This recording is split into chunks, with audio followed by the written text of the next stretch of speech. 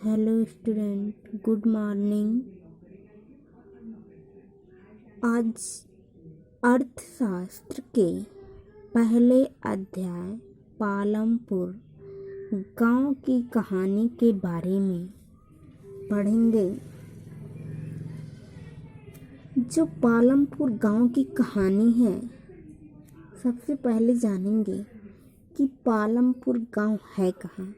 तो ये देखिए, उत्तर प्रदेश के पश्चिमी छोर पर ये बुलंदशहर है। बुलंदशहर का एक गांव है छोटा सा, ये पालमपुर। इसका जो कुल क्षेत्रफल है वह है 300 हेक्टेयर। और 300 हेक्टेयर इस गांव में जितने भी परिवार हैं, उन परिवार के सदस्यों की जो संख्या है वह है 450। जो पालमपुर की कहानी है वह आंशिक रूप से गिलबर्ट एटिन नामक व्यक्ति के शोध के अध्ययन पर आधारित है। इस कहानी का जो मुख्य उद्देश्य है वह है उत्पादन से संबंधित कुछ मूल विचार से परिचय करवाना।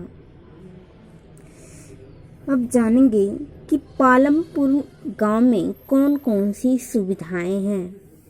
तो जो पालमपुर गांव की सुविधाएं हैं, सबसे पहले शैक्षिक यानी शिक्षा के कौन कौन सी व्यवस्था है, यहाँ कौन कौन सी सुविधाएं हैं। तो सबसे पहले जो पालमपुर गांव है उसमें मात्र एक हाई स्कूल है और 2 प्राथमिक विद्यालय हैं। फिर दूसरा है चिकित्सा।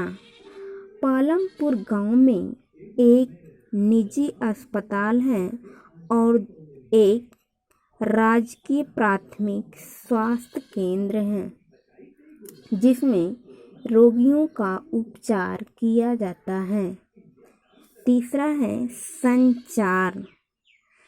संचार में टेलीफोन सेवा पालमपुर गांव में संचार का मुख्य साधन है। चौथा है निकटतम कस्बा, यानी पालमपुर गांव के निकट कौन सा कस्बा है, यह है शाहपुर के पास। पांचवा है बिजली पूर्ति, यानी गांव में कितने लोगों को बिजली मिलती है।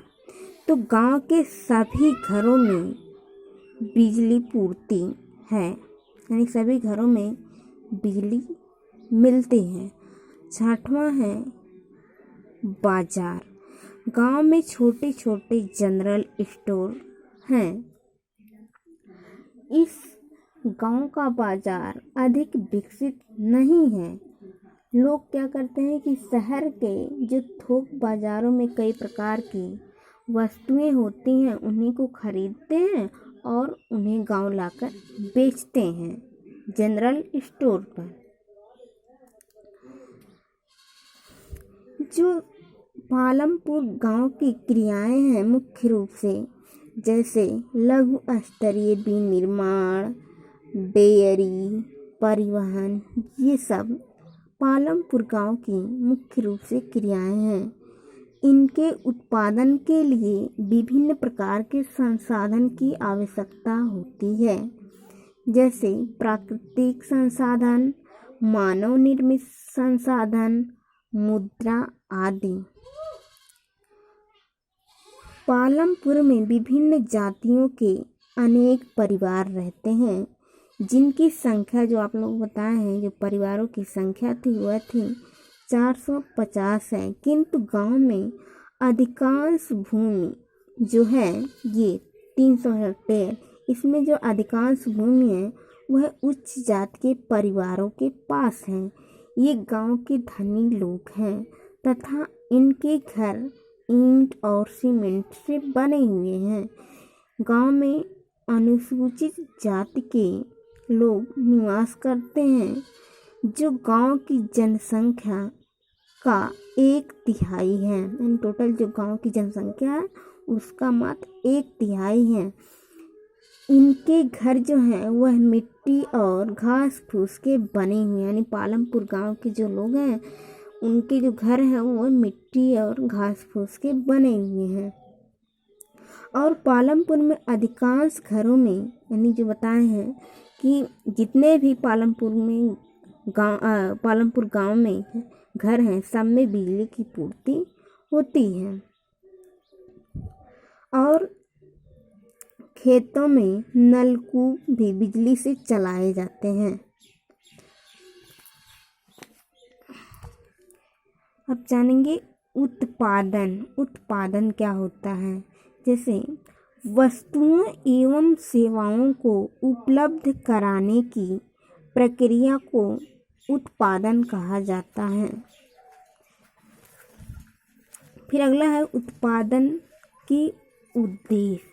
उत्पादन के उद्देश्य क्या होते हैं। जैसे किसी इच्छाओं की संतुष्टि के लिए वस्तुओं एवं सेवाओं को उत्पन्न करना ही उत्पादन का उद्देश्य होता है। दूसरे शब्द में ऐसी वस्तुएं और सेवाएं प्रदान करना जिनकी जीवन यापन के लिए मनुष्य को आवश्यकता होती है। फिर है उत्पादन के साधन। उत्पादन के साधन कौन कौन। नंबर 1 है भूमि, श्रम, पूंजी और उद्यम। यह मुख्य रूप से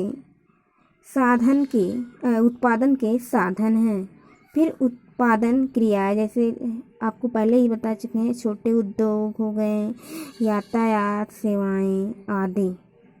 फिर जमीन के टुकड़े से उत्पादन बढ़ाने के तरीके, यानी जो जमीन है उसको टुकड़ा में बांटकर और उसमें एक से अधिक उत्पादन करना या एक से अधिक खेती करना, कैसे उसमें अच्छे से अच्छा उत्पादन किया जा सकता है किसी भी फसल को। तो उसमें पहला है बहुविधि फसल प्रणाली। बहुविधि फसल प्रणाली में क्या होता है कि